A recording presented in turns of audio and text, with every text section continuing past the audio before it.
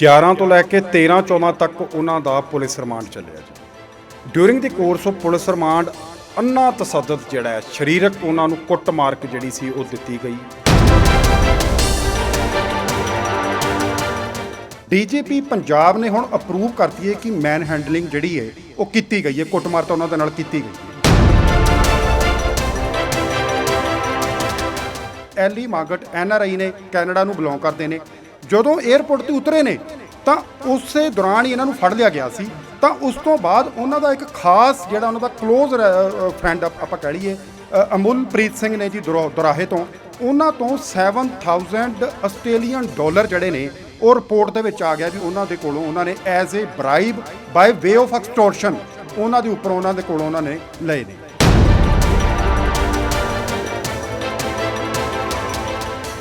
ਉਹ ਯਾਰ MLR ਦੀ report, ਡਾਕਟਰਾਂ ਦੀ ਰਿਪੋਰਟ ਇਟਸੈਲਫ ਦੱਸ ਰਹੀ ਹੈ ਕਿ 6 ਉਹਦੀਆਂ ਇੰਜਰੀਆਂ ਨੇ, ਨੀਲ ਉਹਦੇ ਪਏ ਨੇ, ਤੇ ਤੁਸੀਂ ਹਜੇ ਵੀ ਸ਼ੀਲਡ ਕਰੀ ਜਾਂਦੇ ਜੇ। ਸਾਨੂੰ ਜਦੋਂ ਉਹਦਾ ਫੋਨ ਆਉਂਦਾ ਹੈ ਉਹ ਹਮੇਸ਼ਾ ਉਹ ਰੋ ਪੈਂਦਾ, ਕਈ ਵਾਰੀ ਭੈੜਾ ਪੈ ਜਾਂਦਾ ਸਿਰਫ ਸਾਡੇ ਨਾਲ ਵੀ ਵਕੀਲ ਸਾਹਿਬ ਮੈਨੂੰ ਇਨਸਾਫ ਦਿਵਾਓ, ਮੈਂ ਤੇਰਾ ਇੱਕ ਜਿਹੜਾ ਤੇਰੇ ਅੰਕ ਤੇ ਸੱਟ ਮਾਰੀ ਸੀ, ਅਸੀਂ ਦੋਨਾਂ ਭਰਾਵਾਂ ਦਾ ਤੈਨੂੰ ਕਮਿਟਮੈਂਟ ਕਰਦੇ ਹਾਂ ਕਿ ਤੇਰਾ ਅਸੀਂ ਸਾਨੂੰ ਇਹ ਲੜਾਈ, ਹਜੇ ਸਾਡੀ ਲੜਾਈ ਚੱਲ ਰਹੀ ਹੈ, 1 ਸਾਲ ਹੋਇਆ ਆ। ਹੁਣੇ ਰੀਸੈਂਟਲੀ ਸੈਣੀ ਸਾਹਿਬ ਵਾਲੇ ਕੇਸ 'ਚ 29 ਸਾਲ ਬਾਅਦ ਇਨਸਾਫ ਮਿਲਿਆ, ਅਜੇ ਸਾਨੂੰ ਸਾਲ ਹੋਇਆ, ਅਸੀਂ ਥੱਕ ਨਹੀਂ ਗਏ। ਸੋ ਅਸੀਂ ਡੈਫੀਨੇਟਲੀ ਇਸ ਦਾ ਵਿੱਚ ਜਿਹੜੀ ਅਸੀਂ ਸਿੱਟ ਦੀ ਜਿਹੜੀ ਆ ਰਿਪੋਰਟ ਹੈ ਇਹਨੂੰ ਅਸੀਂ ਚੈਲੰਜ ਕਰਾਂਗੇ ਜੀ ਮਾਨਯੋਗ ਹਾਈ ਕੋਰਟ ਦੇ ਵਿੱਚ।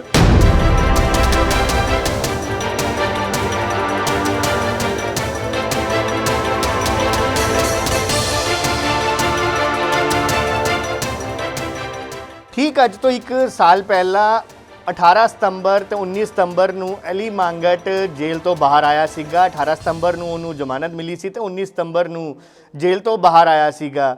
लेकिन उस दौरान ਜਿਹੜੇ 6 ਦਿਨ ਉਹਨਾਂ ਨੇ ਜੇਲ੍ਹ 'ਚ ਕੱਟੇ ਸੀਗੇ ਤਾਂ ਉਸ ਦੌਰਾਨ ਪੁਲਿਸ ਵੱਲੋਂ ਕਾਫੀ ਸਾਰੇ ਤਸ਼ੱਦਦ ਉਹਨਾਂ ਨੂੰ ਦਿੱਤੇ ਗਏ ਸੀ, ਜਿਸ ਤੋਂ ਬਾਅਦ ਇਹ ਮਾਮਲਾ ਕਾਫੀ ਭਖਿਆ ਸੀਗਾ ਤੇ ਇਸ ਦੇ ਉੱਤੇ ਇੱਕ ਜਿਹੜੀ ਹੈ ਇਨਕੁਆਇਰੀ ਕਮਿਸ਼ਨ ਵੀ ਬਿਠਾਇਆ ਗਿਆ ਸੀ, ਸਿੱਟ ਬਿਠਾਈ ਗਈ ਸੀ, ਜਿਸ ਦੀ ਰਿਪੋਰਟ ਹੁਣ ਆ ਚੁੱਕੀ ਹੈ।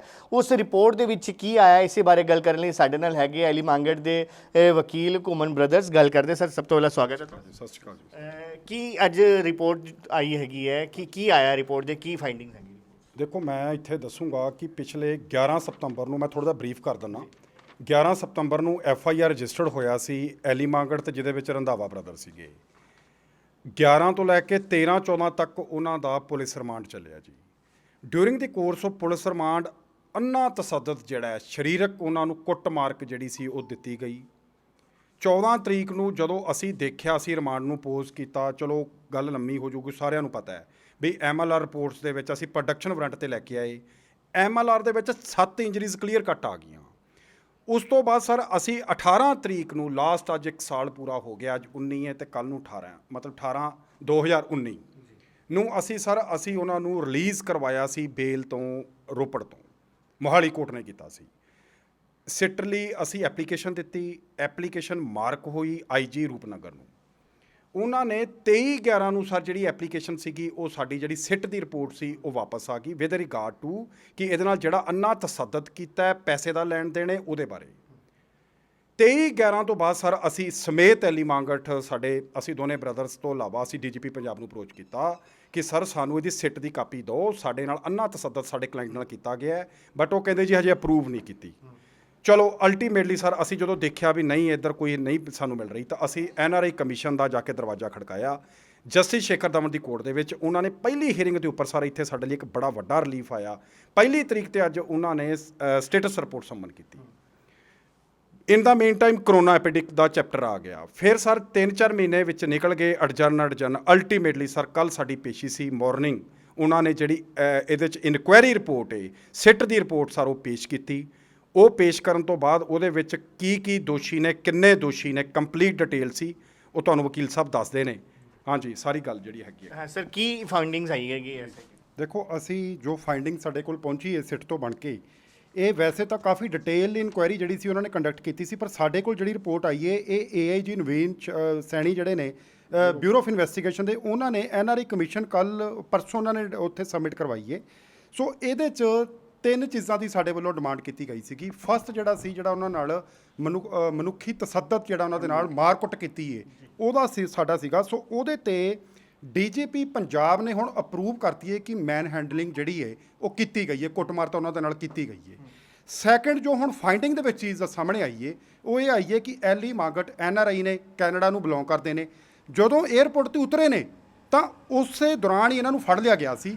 ਤਾਂ ਉਸ ਤੋਂ ਬਾਅਦ ਉਹਨਾਂ ਦਾ ਇੱਕ ਖਾਸ ਜਿਹੜਾ ਉਹਨਾਂ ਦਾ ਕਲੋਜ਼ ਫਰੈਂਡ ਆਪਾਂ ਕਹਿ ਲਈਏ ਅਮੁਲਪ੍ਰੀਤ ਸਿੰਘ ਨੇ ਜੀ ਦੁਰਾਹੇ ਤੋਂ, ਉਹਨਾਂ ਤੋਂ 7000 ਆਸਟ੍ਰੇਲੀਅਨ ਡਾਲਰ ਜਿਹੜੇ ਨੇ ਉਹ ਰਿਪੋਰਟ ਦੇ ਵਿੱਚ ਆ ਗਿਆ ਵੀ ਉਹਨਾਂ ਦੇ ਕੋਲੋਂ ਉਹਨਾਂ ਨੇ as a bribe by way of extortion ਉਹਨਾਂ ਦੇ ਉੱਪਰ ਉਹਨਾਂ ਦੇ ਕੋਲੋਂ ਉਹਨਾਂ ਨੇ ਲਏ ਨੇ।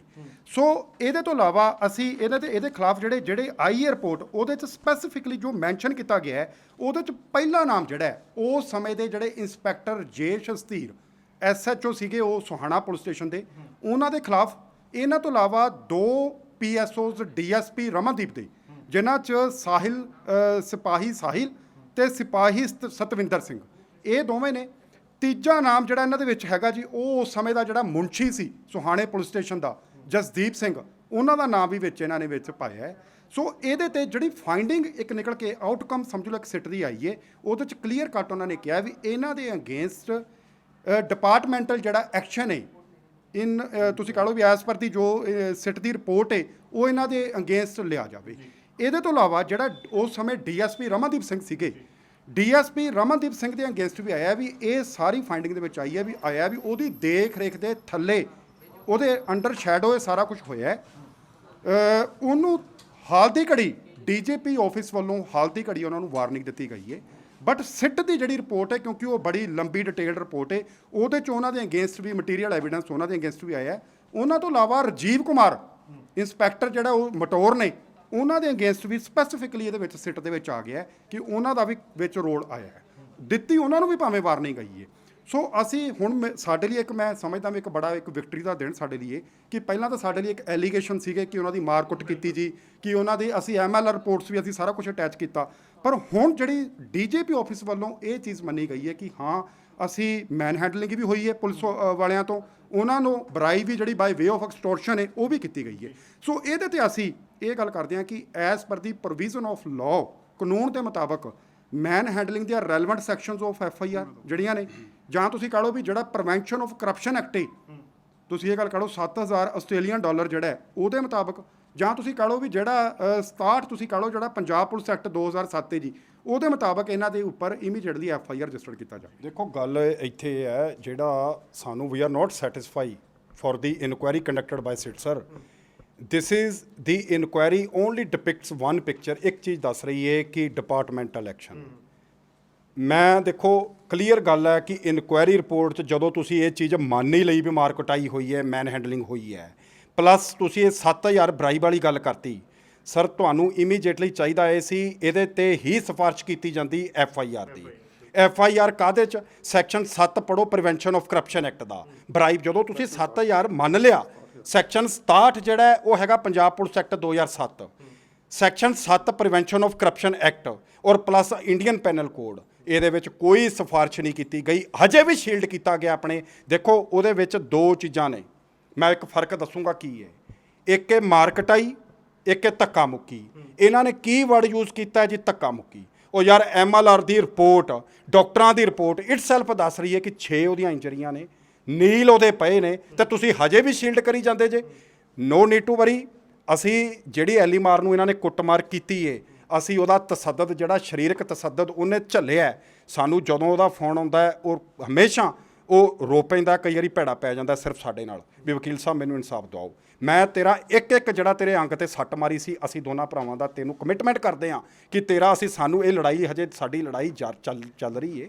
1 ਸਾਲ ਹੋਇਆ ਆ ਹੁਣੇ ਰੀਸੈਂਟਲੀ ਸੈਣੀ ਸਾਹਿਬ ਵਾਲੇ ਕੇਸ 'ਚ 29 ਸਾਲ ਬਾਅਦ ਇਨਸਾਫ ਮਿਲਿਆ। ਹਜੇ ਸਾਨੂੰ ਸਾਲ ਹੋਇਆ, ਅਸੀਂ ਥੱਕ ਨਹੀਂ ਗਏ। ਸੋ ਅਸੀਂ ਡੈਫੀਨੇਟਲੀ ਇਸ ਦਾ ਵਿੱਚ ਜਿਹੜੀ ਅਸੀਂ ਸਿੱਟ ਦੀ ਜਿਹੜੀ ਆ ਰਿਪੋਰਟ ਹੈ ਇਹਨੂੰ ਅਸੀਂ ਚੈਲੰਜ ਕਰਾਂਗੇ ਜੀ ਮਾਣਯੋਗ ਹਾਈ ਕੋਰਟ ਦੇ ਵਿੱਚ। ਔਰ ਦੂਜੇ ਪਾਸੇ ਅਸੀਂ ਇਹ ਚੀਜ਼ ਜਿਹੜੀ ਸੀ ਜਸਟਿਸ ਸ਼ੇਖਰ ਧਵਨ ਜਿੱਥੇ NRI ਕਮਿਸ਼ਨ ਹੈ ਉਹਨਾਂ ਨੂੰ ਅਸੀਂ ਇਹ ਗੱਲ ਅਪਰਾਈਜ਼ ਕਰਾਈ ਕਿ ਜੱਜ ਸਾਹਿਬ ਦੇਖੋ ਜਿਹੜਾ ਪ੍ਰਿੰਸੀਪਲ ਅਕਿਊਜ਼ ਸੀ ਇਸ ਕੇਸ ਦੇ ਵਿੱਚ ਰਮਨਦੀਪ, ਉਹਨੂੰ ਫਿਰ ਸ਼ੀਲਡ ਕੀਤਾ ਗਿਆ ਅੰਡਰ ਦੀ ਸੁਪਰਵਿਜ਼ਨ। ਦੇਖੋ ਮੇਰੀ ਗੱਲ ਸੁਣੋ, ਉਹਦੇ 2 ਗਨਮੈਨ ਸੀਗੇ ਸਾਹਿਲ ਤੇ ਸਤਵਿੰਦਰ। ਇਜ਼ ਇਟ ਪੋਸੀਬਲ ਵੀ ਉਹਨਾਂ ਦੀ ਉਹ ਕੋਈ CA ਸਟਾਫ ਦੇ ਮੈਂਬਰ ਨਹੀਂ ਸੀ, ਉਹ ਕਿਸੇ ਥਾਣੇ ਦੇ ਇੰਪਲਾਈ ਨਹੀਂ ਸੀ, ਗਨਮੈਨ ਸੀਗੇ DSP ਸਾਹਿਬ ਦੇ। ਉਹਨਾਂ ਦੀਆਂ ਇੰਸਟਰਕਸ਼ਨਸ ਤੋਂ ਬਿਨਾਂ ਉਹਨਾਂ ਦਾ ਕੋਈ ਵੀ ਇੱਕ ਹੱਥ ਨਹੀਂ ਸੀ ਉਹ ਕਰ ਸਕਦੇ। ਸੋ ਵਾਂਸ ਏ ਵਾਈਲ ਜਦੋਂ ਤੁਸੀਂ ਐਡਮਿਟ ਕਰ ਲਈ ਇਹ ਚੀਜ਼ ਵੀ ਉਹਦੇ ਨਾਲ ਮਾਰ ਕੁਟਾਈ ਕੀਤੀ ਹੈ, ਤੁਸੀਂ ਧੱਕਾ ਮੁੱਕੀ ਵਾਲੀ ਗੱਲ ਕਰ ਲਈ, ਤੁਸੀਂ ਕਿਉਂ ਨਹੀਂ FIR ਰਜਿਸਟਰਡ ਕੀਤੀ? ਤੁਸੀਂ ਡਿਪਾਰਟਮੈਂਟਲ ਕਰਨੀ ਹੈ, ਸਾਈਡ ਬਾਈ ਸਾਈਡ ਕਰੋ। ਔਰ ਅਸੀਂ ਕੱਲ੍ਹ ਇੱਕ ਵੱਡੀ ਚੀਜ਼ ਉੱਥੇ ਇਹ ਰੱਖੀ ਵੀ ਜਿਹੜੀ ਡਿਪਾਰਟਮੈਂਟਲ ਉਹ ਇਹ ਨਾ ਹੋਵੇ ਵੀ ਤੁਸੀਂ ਇੱਕ ਲਾਈਨ ਹਾਜ਼ਰ ਕਰਤਾ ਹੈ, ਤੁਸੀਂ ਜੇ ਇੱਕ ਟਰਾਂਸਫਰ ਕਰਤੀ ਹੈ, ਐਦਾਂ ਅਸੀਂ ਨਹੀਂ ਮੰਨਣੀ ਹੈਗੀ। ਕੈਪੀਟਲ ਪਨਿਸ਼ਮੈਂਟ ਚਾਹੀਦੀ ਹੈ, ਕਮ ਸੇ ਕਮ ਡਿਸਮਿਸਲ ਚਾਹੀਦੀ ਹੈ। ਸੋ ਅਸੀਂ ਇਸ ਲੜਾਈ ਨੂੰ ਪੂਰੇ ਤਗੜੇ ਤਰੀਕੇ ਦੇ ਨਾਲ 1 ਸਾਲ ਹੋ ਗਿਆ, ਕੋਈ ਅਸੀਂ ਸਰ ਕਿਸੇ ਦੇ ਅਸੀਂ ਦਬੇ ਨਹੀਂ ਹੈਗੇ, ਅਸੀਂ ਕੁਛ ਨਹੀਂ, ਅਸੀਂ ਵੇਟ ਕਰ ਰਹੇ ਸੀ। ਫਸਟ ਰਿਲੀਫ ਮਿਲਿਆ, there is something better than nothing ਵਾਲੀ ਗੱਲ ਹੈ। ਚਲੋ 60-70% ਕੁਛ ਹੱਥ 'ਚ ਆਇਆ, ਡੈਫੀਨੇਟਲੀ ਅਸੀਂ ਅੱਗੇ ਦੇਖਾਂਗੇ। ਇੱਕ ਚੀਜ਼ ਮੈਂ ਇੱਥੇ ਕਹਿਣੀ ਚਾਹੁੰਦਾ ਕਿ ਜਿਹੜੀ ਸਿਟ ਕਨਸਟੀਟਿਊਟ ਕੀਤੀ ਗਈ ਸੀ ਉਹਦਾ ਹੈੱਡ ਜਿਹੜਾ ਸੀ ਉਹ IG ਲਾਇਆ ਸੀ, ਸੋਪਨ ਸ਼ਰਮਾ ਸਾਹਿਬ SSP ਲਾਈ ਸੀ। ਸਿਟ ਨੇ ਜਿਹੜੀ ਰਿਪੋਰਟ ਸਬਮਿਟ ਕੀਤੀ ਹੈ ਉਹ 23/11/2019 ਨੂੰ DGP ਆਫਿਸ ਦੇ ਵਿੱਚ ਉਹਨਾਂ ਨੇ ਸਬਮਿਟ ਕੀਤੀ ਹੈ। ਅਸੀਂ ਮਾਨਯੋਗ NRE ਕਮਿਸ਼ਨ ਨੂੰ ਅਸੀਂ ਅਪਰੋਚ ਕੀਤਾ ਜੀ ਫਰਵਰੀ ਦੇ ਵਿੱਚ। ਉਸ ਤੋਂ ਪਹਿਲਾਂ ਅਸੀਂ ਨੰਬਰ ਆਫ ਰਿਪਰੈਜ਼ੈਂਟੇਸ਼ਨਸ ਇਸ਼ੂ ਕੀਤੀਆਂ ਵੀ ਸਾਨੂੰ ਕਾਪੀ ਸਾਨੂੰ ਸਪਲਾਈ ਕੀਤੀ ਜਾਵੇ। ਉਸ ਤੋਂ ਬਾਅਦ ਜਦੋਂ ਅਸੀਂ NRE ਕਮਿਸ਼ਨ ਜਾ ਕੇ ਅਪਰੋਚ ਕੀਤਾ ਤਾਂ ਬੜਾ ਸਰਪ੍ਰਾਈਜ਼ਿੰਗ ਫੈਕਟ ਜਿਹੜਾ ਇਸ ਰਿਪੋਰਟ ਦੇ ਵਿੱਚ ਨਿਕਲ ਕੇ ਆਇਆ ਹੈ। 20 ਜੁਲਾਈ 2020 ਨੂੰ DGP ਪੰਜਾਬ ਨੇ ਉਹ ਜਿਹੜੀ ਰਿਪੋਰਟ ਸੀ 8 ਮਹੀਨੇ ਅੰਡਰ ਦੀ ਕਾਰਪਟ ਪਾ ਕੇ ਰੱਖੀ ਏ। ਸੋ ਅਸੀਂ ਇਹ ਗੱਲ ਕਰਦੇ ਹਾਂ ਕਿ 8 ਮਹੀਨੇ DGP ਆਫਿਸ ਪਈ ਤਾਂ ਸਾਡੇ NRE ਕਮਿਸ਼ਨ ਦਾ ਦਰਵਾਜ਼ਾ ਖੜਕਾਉਣ ਤੋਂ ਬਾਅਦ ਤੁਸੀਂ ਇਹ ਗੱਲ ਕਹਿ ਲਓ ਕਿ 4/8 ਨੂੰ ਫਿਰ ਜਿਸ ਦਿਨ ਸਾਡੀ ਇੱਥੇ ਹੀਅਰਿੰਗ ਸੀਗੀ NRE ਕਮਿਸ਼ਨ, ਉਸ ਦਿਨ IG ਨੇ for further action against the police officials ਲਿਖ ਕੇ SSP ਮੋਹਾਲੀ ਨੂੰ ਉਹਨਾਂ ਨੇ ਮਾਰ ਕੀਤਾ। ਸੋ ਸਾਡਾ ਇਹ ਜ਼ਰੂਰ ਹੈ ਵੀ ਐਟਲੀਸਟ ਜਦੋਂ ਦੇਖੋ ਸਾਡੇ ਆਮ ਲੋਕਾਂ ਦੇ ਅਗੇਂਸਟ ਜਦੋਂ ਕੋਈ ਕੰਪਲੇਂਟ ਜਾਂਦੀ ਹੈ ਉਹ ਤਾਂ ਨਾਲੋਂ ਨਾਲ ਇਨਕੁਆਇਰੀਆਂ ਹੋ ਕੇ ਮਾਰਕ ਹੋ ਕੇ ਨਾਲੋਂ ਨਾਲ ਸਾਡੇ ਤੇ ਐਕਸ਼ਨ ਹੋ ਜਾਂਦਾ ਹੈ। ਤਾਂ ਜੇਕਰ ਪੁਲਿਸ ਵਿੱਚ ਇਨਵੋਲਵ ਸੀ, ਖਾਕੀ ਇਨਵੋਲਵ ਸੀ, ਤਾਂ DSP ਲੈਵਲ ਦਾ ਆਫੀਸਰ ਇਨਵੋਲਵ ਸੀ, ਤਾਂ ਉਹਨੂੰ ਕਿਉਂ ਇੰਨੇ ਮਹੀਨੇ ਸ਼ੀਲਡ ਕੀਤਾ ਗਿਆ? ਹੁਣੇ ਵੀ ਤਾਂ ਬਚਾਇਆ ਜਾ ਰਿਹਾ DSP ਰਮਨਦੀਪ ਨੂੰ, ਤਾਂ ਹੁਣੇ ਵੀ ਬਚਾਇਆ ਡਾਇਰੈਕਟਲੀ ਔਰ ਇਨਡਾਇਰੈਕਟਲੀ ਇਹ ਮੰਨ ਲਿਆ ਕਿ ਉਹਦੀ ਸੁਪਰਵਿਜ਼ਨ ਸੀ, ਉਹਦੀ ਨਿਗਰਾਨੀ ਥੱਲੇ ਸੀ। ਯਾਰ ਓਨਲੀ ਵਾਰਨਿੰਗ, ਤੁਸੀਂ ਇੱਕ ਸਿੰਗਰ ਇੱਕ NRI ਸੀਗਾ, ਸਿੰਪਲ ਸੈਕਸ਼ਨ ਥੱਲੇ ਪਰਚਾ ਹੋਇਆ, he is not involved in a heinous crime sir. ਤੁਸੀਂ ਦੇਖੋ ਔਰ ਉਹਦੇ ਬੈਠੇ ਉਹਦੀ ਹਾਜ਼ਰੀ ਦੇ ਵਿੱਚ ਔਰ ਜਿਹੜੀ ਸਰ ਸਾਡੀ ਕੰਪਲੇਂਟ ਸੀ, ਕੰਪਲੇਂਟ ਦੇ ਵਿੱਚ ਡਾਇਰੈਕਟਲੀ ਇਹਦੇ ਤੇ ਐਲੀਗੇਸ਼ਨ ਸੀਗੇ ਐਲੀਮੈਂਟ ਵੱਲੋਂ, ਸਟੇਟਮੈਂਟਸ ਹੋਈਆਂ ਉੱਥੇ ਐਲੀਮੈਂਟ ਦੀਆਂ, MLR ਰਿਪੋਰਟ ਉੱਥੇ ਦਿਖਾਈ, ਅਸੀਂ ਉੱਥੇ ਕੋਰਟ ਦਾ ਆਰਡਰ ਦਿਖਾਇਆ, ਪਰ ਸਾਰੀਆਂ ਚੀਜ਼ਾਂ ਨੂੰ ਇਗਨੋਰ ਕਰਦੇ ਹੋਏ ਉਹਨੂੰ ਹਜੇ ਵੀ ਸ਼ੀਲਡ ਕਰਨ ਦੀ ਕੋਸ਼ਿਸ਼ ਕੀਤੀ ਹੈ। ਕੋਈ ਗੱਲ ਨਹੀਂ, ਅਸੀਂ ਇਹੀ ਦੇਖ ਰਹੇ ਸੀ ਵੀ ਚਲੋ ਪੁਲਿਸ ਦੀ ਕਾਰਵਾਈ ਕਰਨ ਦੀਏ, ਆਪਾਂ ਵਿੱਚ ਇੰਟਰਪਟ ਨਾ ਕਰੀਏ। ਕਿਸ ਚੀਜ਼ ਦੀ ਉਗਾਈ ਕਰਾਣੀ ਸੀ? ਇਹਦੇ ਤਾਂ ਸਿੰਪਲ ਮਾਮਲਾ ਸੀਗਾ ਕਿ ਕੋਈ ਉਹ ਤਾਂ ਸੀਗਾ ਨਹੀਂ ਕਿ ਇਸ ਤੋਂ ਕਿਸੇ ਚੀਜ਼ ਦੀ ਕੋਈ ਰਿਕਵਰੀ ਕਰਾਣੀ ਹੈ, ਤਾਂ ਇਹਦੇ ਨਾਲ ਇੰਨੀ ਤਸ਼ੱਦਦ ਕਿਉਂ ਕੀਤੀ? ਇਹ ਤਾਂ ਹੁਣ ਦੇਖੋ $7,000 ਵਾਲੀ ਗੱਲ ਤਾਂ ਸਾਹਮਣੇ ਆ ਹੀ ਚੁੱਕੀ ਹੈ। ਬਾਕੀ ਹੁਣ ਇਹੀ ਤਾਂ ਸਰ ਗੱਲ ਸੀ FIR ਰਜਿਸਟਰਡ ਕਰਨ ਅੰਡਰ ਪ੍ਰੀਵੈਂਸ਼ਨ ਆਫ ਕਰਪਸ਼ਨ, ਜਿਹੜੀਆਂ ਸੀਰੀਅਸ ਨੌਨ ਅਵੇਲੇਬਲ ਸੈਕਸ਼ਨਸ ਨੇ ਉਹਨਾਂ ਤੇ ਪਰਚਾ ਦਰਜ ਹੋਵੇ, ਫਿਰ ਰਿਮਾਂਡ ਆਵੇ, ਫਿਰ ਸਾਰਾ ਨੈਕਸਸ ਦੇਖੀਏ ਵੀ ਕਿਹਦੇ ਕਹਿਣ ਤੇ ਹੋਇਆ ਔਰ ਕਾਰਨ ਕੀ ਸੀ। ਇਹੀ ਚੀਜ਼ ਤਾਂ ਹੈ, ਇਹੀ ਚੀਜ਼ ਤਾਂ ਸਾਡੀ ਮੰਗ ਹੈ। ਸੋ ਅਸੀਂ ਜਿਹੜੀ ਹੁਣ ਸਾਡੀ ਇਹਦੇ ਵਿੱਚ ਬ੍ਰਦਰ ਸਾਡੀ ਜਿਹੜੀ ਮੁੱਖ ਮੰਗ ਹੈ ਉਹ ਇਹ ਹੈ ਕਿ ਇਮੀਡੀਏਟਲੀ FIR ਰਜਿਸਟਰਡ ਹੋਵੇ ਤੇ ਜਿਹੜੇ 2 ਸ਼ੀਲਡ ਕੀਤੇ ਗਏ ਨੇ ਉਹਨਾਂ ਤੇ ਡੈਫੀਨੇਟਲੀ ਅਸੀਂ ਅੱਗੇ ਕਾਰਵਾਈ ਕਰਵਾਉਣੀ। ਮੈਂ ਇੱਥੇ ਇੱਕ ਚੀਜ਼ ਕਹਿਣੀ ਚਾਹੁੰਦਾ ਕਿ ਮੈਂ ਮਾਨਯੋਗ DGP ਸਾਹਿਬ ਨੂੰ ਇਹ ਗੱਲ ਕਹਿਣੀ ਚਾਹੁੰਦਾ ਕਿ ਹੁਣ ਲਾਇਰਸ ਵੱਲੋਂ ਮੰਗ ਜਾਂ ਤੁਸੀਂ ਜਨਰਲ ਪਬਲਿਕ ਦੀ ਨਹੀਂ, ਹੁਣ ਇੱਕ ਸਿੱਟ ਦੀ ਫਾਈਂਡਿੰਗ ਆ ਗਈ ਹੈ। ਹੁਣ ਇੱਥੇ ਇੱਕ ਐਗਜ਼ਾਮਪਲ ਸੈੱਟ ਕਰਨ ਦਾ ਸਮਾਂ ਹੈ। ਸੋ ਇਹੋ ਜਿਹੀਆਂ ਡਾਇਰੈਕਸ਼ਨਸ ਫਿੱਟ ਕੀਤੀਆਂ ਜਾਣ ਕਿ ਜਿਵੇਂ ਹੁਣ ਤੁਸੀਂ ਕਹ ਲਓ DSP ਲੈਵਲ ਦੇ ਆਫੀਸਰਸ ਦੇ ਦੋਵੇਂ ਜਿਹੜੇ PSOs ਨੇ ਉਹ ਵਿੱਚ ਆ ਗਏ ਨੇ, ਤਾਂ ਕਿਉਂ ਮਾਰ ਹਮੇਸ਼ਾ ਛੋਟੇ ਕਨਸਟੇਬਲਸ ਨੂੰ ਪੈਂਦੀਆਂ ਨੇ? ਦੇਖੋ ਅਸੀਂ ਪੁਲਿਸ ਦੇ ਅਗੇਂਸਟ ਨਹੀਂ ਹੈਗੇ, ਕਿਉਂ DSP ਨੂੰ ਐਵਰੀ ਟਾਈਮ ਜਿਹੜੇ ਗਸਟਡ ਆਫੀਸਰਸ ਨੇ ਉਹਨਾਂ ਨੂੰ ਕਿਉਂ ਸ਼ੀਲਡ ਕੀਤਾ ਜਾਂਦਾ? ਸੋ ਸਾਡੇ ਇਹੀ ਹੈ ਵੀ ਐਜ਼ ਪਰ ਦੀ ਜੋ ਸਿੱਟ ਦੀ ਰਿਪੋਰਟ ਹੈ, ਜੋ ਫਾਈਂਡਿੰਗ ਆਈ ਹੈ, ਇਮੀਡੀਏਟਲੀ ਸੋ ਮੋਟੋਲੀ ਉਹਨਾਂ ਦੇ ਅਗੇਂਸਟ FIR ਰਜਿਸਟਰਡ ਕਰਕੇ ਇੱਕ ਐਗਜ਼ਾਮਪਲ ਸੈੱਟ ਕੀਤੀ ਜਾਵੇ। ਔਰ ਇੱਕ ਹੋਰ ਚੀਜ਼ ਹੈ ਸਰ, ਮੈਂ ਜਾਂਦੇ DK ਬਾਸੂ ਦੀਆਂ ਗਾਈਡਲਾਈਨ ਸੀਗੀਆਂ ਸੁਪਰੀਮ ਕੋਰਟ ਦੀਆਂ, ਹੈ ਨਾ, ਉਹ ਗਾਈਡਲਾਈਨਸ ਨੂੰ ਇਨਫ੍ਰਿੰਜ ਕੀਤਾ, ਵਾਇਲੇਟ ਕੀਤਾ ਥਾਣੇ ਦੇ ਵਿੱਚ। ਉਹਦਾ ਬਾਰੇ ਮੈਂ ਹੁਣ ਦੇਖੋ ਸਿੱਟ ਦੀ ਕੰਪਲੀਟ ਜਿਹੜੀ ਇਹ ਮੇਰੇ ਕੋਲ ਇਨਕੁਆਇਰੀ ਕੱਲ੍ਹ ਸਟੇਟਸ ਰਿਪੋਰਟ ਤਾਂ ਆ ਗਿਆ, ਅਸੀਂ ਸਿੱਟ 'ਚ ਇਹ ਦੇਖਣਾ ਚਾਹੁੰਦੇ ਹਾਂ ਵੀ ਜਿਹੜੀ ਮਾਣਹਾਨੀ ਉਸ ਆਰਡਰ ਨੂੰ ਤੁਸੀਂ ਬਾਰ-ਬਾਰ ਵਾਇਲੇਟ ਕਰਦੇ ਹੋ ਗਾਈਡਲਾਈਨਸ, ਉਹਦੇ ਬਾਰੇ ਕੀ ਐਕਸ਼ਨ ਲਿਆ ਗਿਆ। ਸੋ ਇਹ ਸਾਰੇ ਮਸਲੇ ਹੋਣਗੇ ਜੀ ਜਿਹੜੇ ਅਸੀਂ ਅੱਗੇ ਜਾ ਕੇ ਵਿਚਾਰ ਕਰਾਂਗੇ। ਧੰਨਵਾਦ ਜੀ ਗੱਲ ਕਰਨ ਲਈ।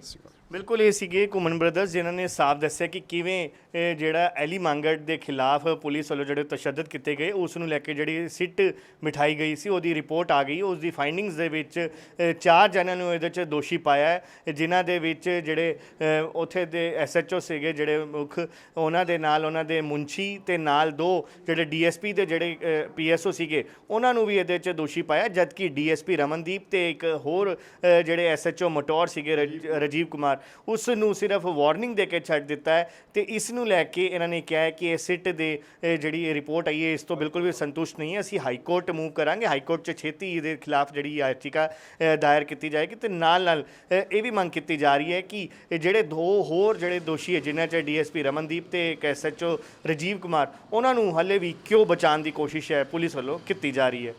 ਚੰਡੀਗੜ੍ਹ ਤੋਂ ਕੈਮਰਾਮੈਨ ਮੋਹਨ ਯਾਦਵ ਦੇ ਨਾਲ Ankush Mahajan, Dainik Savera TV. All world open challenge 17 time gold medalist मियां रफीक मोहम्मद, पंडित मौलवी बेगम तांत्रिक, इन चोरा ठग्गां तो सावधान। स्पेशलिस्ट वशीकरण, सट्टा नंबर, लव मैरिज, पति पत्नी च अनबन, विदेश च पक्का होना, कारोबार दा ना चलना, सिर्फ 31 घंटियां विच समाधान। फ्री फ्री फ्री मियां रफीक मोहम्मद। मोबाइल 84 374 94 647 84 374 94 648।